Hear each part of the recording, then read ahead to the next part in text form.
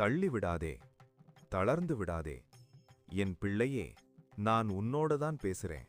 உன் கண்களில் இருக்கும் அந்த கண்ணீரை நான் பார்க்கிறேன். உன் மனசுக்குள்ள இருக்கும் அந்த பாரத்தை நான் அறிவேன்.